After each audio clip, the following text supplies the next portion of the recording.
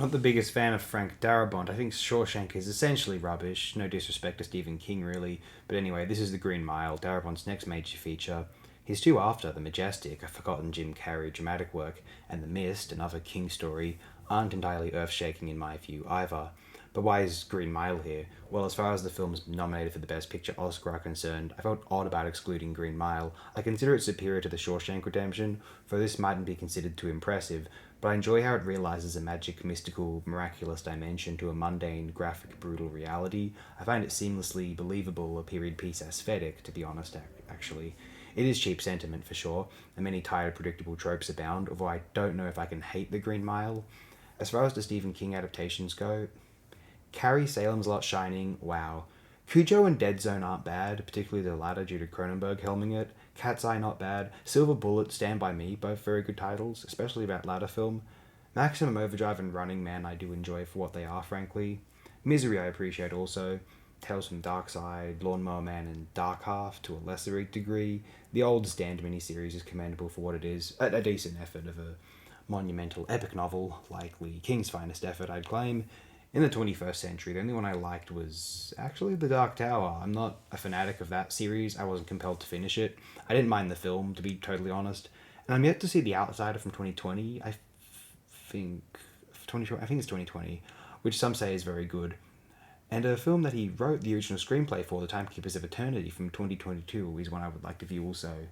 Inevitably, one day I'll probably watch that newest Stand miniseries they put out just out of curiosity, unless people have said it's particularly god awful. I don't know much about the reception for it. I think all these miniseries get good reviews nowadays. It's kind of, it doesn't really matter. Anyway, I do like Stephen King. Is he truly the peer of the likes of Poe, Lovecraft, Bradbury, Bloch, or even Nigel Neal, Mary Shelley, or Mike Mignola? Maybe not. Kubrick's extrapolation of his work and De Palma's far exceed their source materials' aesthetic merit, artistic or aesthetic merits. Salem's Lot is a particularly strong novel, and so the adaptation does just match it, I would say.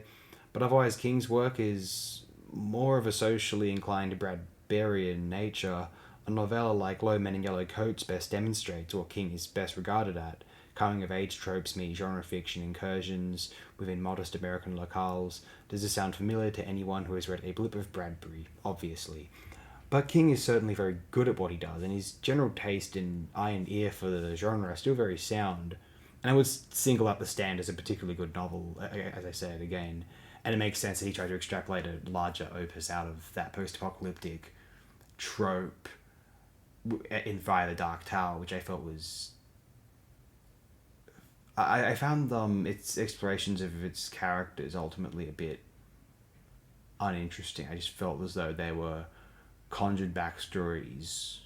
That character, it's like the rules of her plight is kind of based off of these rules which are invented in this fictional universe, and it's like I just don't. It just didn't grip me, frankly. But his King's general taste and eye and ear for the genre are still very sound. His ability to point out and champion newer horror titles is still interesting, and his philosophy on writing itself is easy to admire, although I could never seriously consider him the master of the horror genre overall. Even where filmmakers are concerned, the genius executions within the film medium, via Hitchcock, Carpenter, Cronenberg, Bava Argento, Fulci, Turner, Whale, Wen, Murnau, Browning, even Curtis, early Hooper, Fisher, Sasti, Francis, Hessler, Romero, De Palma, Gordon, Kobayashi, Matsumoto, Nakagawa, or any number of directors of slightly obscure or outright, so Japanese horror classics of the post-war 20th century epoch. These individuals' talents outweigh, I think, King's ability to regurgitate the likes of Ray Bradbury, Richard Matheson, H.P. Lovecraft, or Robert Bloch, whomever you want to name anyway. That's my little spiel. Oh, on Shawshank. The short story novella is fine, no beef with it. Rita Hayworth in The Shawshank Redemption. The film is the ultimate apotheosis of what I hate about acclaimed mainstream 90s Hollywood.